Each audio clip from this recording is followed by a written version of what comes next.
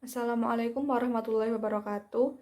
Kami dari kelompok 13 yang beranggotakan saya, Mail Najwana Azhari dan Friski Arsinata.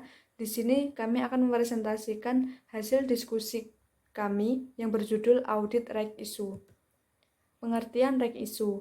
Perusahaan yang membutuhkan tambahan dana yang besar untuk perluasan usahanya bisa memilih beberapa kemungkinan, yaitu meminta kredit dari bank, menjual obligasi, atau menjual sahamnya ke masyarakat.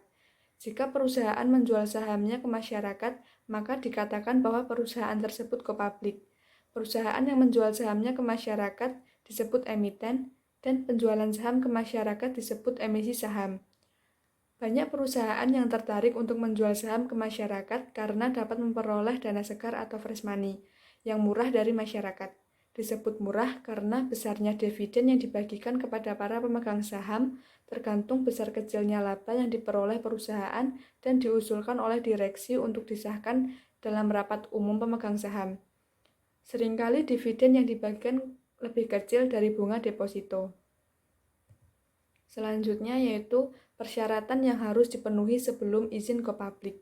Yang pertama, perusahaan harus transparan, dalam arti harus ada keterbukaan mengenai keadaan keuangan perusahaan dan kegiatan operasinya.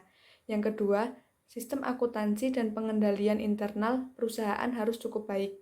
Yang ketiga, kondisi keuangan dan hasil usaha beberapa tahun yang lalu, sekarang, dan beberapa tahun yang akan datang harus cukup baik. Yang keempat, perusahaan harus menyiapkan prospektus dan tidak ada masalah hukum yang menyangkut perusahaan di pengadilan.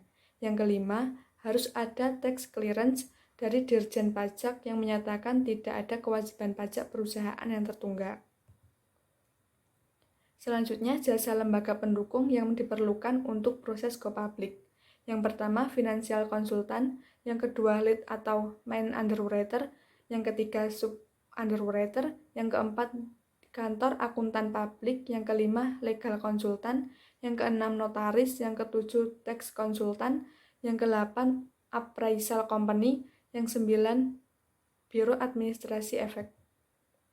Yang pertama, financial konsultan bertindak sebagai koordinator dalam persiapan go public seperti penyusunan prospektus, perhitungan price earning ratio, dan lain-lain.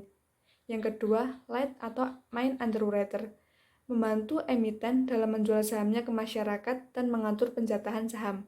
Yang ketiga, sub underwriter membantu lead underwriter dalam menjual saham emiten ke masyarakat.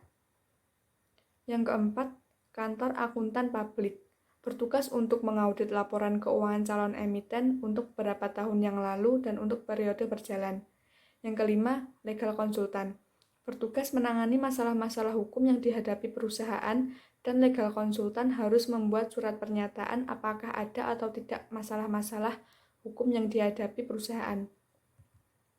Yang keenam yaitu notaris, bertugas menangani perubahan dan pembuatan akta-akta yang diperlukan perusahaan dalam rangka go public. Yang ketujuh, tax konsultan, bertugas menangani masalah-masalah perpajakan perusahaan, termasuk mengusahakan diperolehnya tax clearance dari Dirjen Pajak. Yang kedelapan, appraisal company yang bertugas melakukan penilaian kembali atau appraisal terhadap aset perusahaan agar sesuai dengan harga pasar yang wajar. Yang kesembilan, biro administrasi efek bertugas mengadministrasikan daftar pemegang saham dan pembayaran dividen. Tujuan pemeriksaan atas proses Reg Issue. Tujuan pemeriksaan adalah memeriksa kewajaran proses Reg Issue dalam arti apakah dilakukan sesuai keputusan Ketua Bapepam LK nomor KEP 26 PM 2003 tanggal 17 Juli 2003. Peraturan-peraturan Bapepam LK yang menyangkut proses Reg Issue. Yang pertama yaitu keputusan Ketua Bapepam LK nomor KEP 26 PM 2003 tentang hak memesan efek terlebih dahulu dan lampirannya berupa peraturan nomor 9D.1 hak memesan efek terlebih dahulu. Yang kedua, keputusan Ketua Bapepam LK nomor KEP 08 PM 2000 tentang pedoman mengenai bentuk dan isi pernyataan pendaftaran dalam rangka penerbitan hak memesan efek terlebih dahulu. dan di lampirannya berupa Peraturan Nomor 9 di 2, pedoman mengenai bentuk dan isi pernyataan pendaftaran dalam rangka penerbitan hak memesan efek terlebih dahulu. Yang ketiga, keputusan Ketua Bapepam LK nomor KEP 09 PM 2000 tentang pedoman mengenai bentuk dan isi prospektus dalam rangka penerbitan hak memesan efek terlebih dahulu, dan lampirannya berupa Peraturan Nomor 9 D3, pedoman mengenai bentuk dan isi prospektus dalam rangka penerbitan hak memesan efek terlebih dahulu. Audit prosedur atas proses reg issue. Yang pertama, meminta fotokopi pernyataan pendaftaran dan memeriksa apakah pernyataan pendaftaran tersebut sesuai dengan Peraturan Nomor 9 di 2. Yang kedua, meminta fotokopi prospektus atau iklan prospektus tersebut dan memeriksa apakah bentuk dan isi prospektus sesuai dengan Peraturan Nomor 9 D3 dan D4. Meminta akte notaris yang berhubungan dengan reg issue.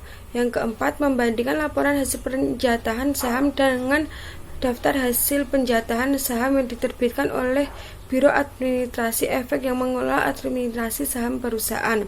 Yang kelima, membandingkan hak untuk memesan terlebih dahulu yang dimiliki oleh para pemegang saham perusahaan dengan keputusan rapat umum luar biasa para pemegang saham.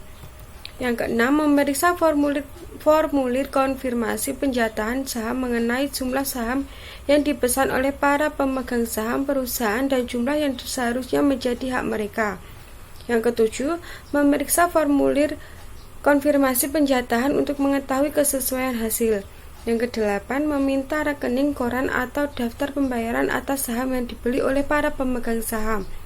Yang kesembilan, mengirim surat konfirmasi kepada pemegang saham utama perusahaan bahwa sisa saham yang tidak diambil oleh pemegang hak atau pemegang saham lama akan dibeli oleh pemegang saham utama. Contoh laporan audit atas proses reg issue. Yang pertama, pernyataan akuntan. Yang kedua, laporan hasil penjatahan saham. Yang ketiga, daftar hasil penjatahan saham, yaitu Masyarakat Perorangan Indonesia, Lembaga atau Badan Usaha Indonesia, Dana Reksa, Perorangan Asing, dan Lembaga Asing. Yang keempat yaitu akte notaris perjanjian pengalokasian saham sisa saham. Sekian presentasi dari kelompok kami, kurang lebihnya mohon maaf. Wassalamualaikum warahmatullahi wabarakatuh.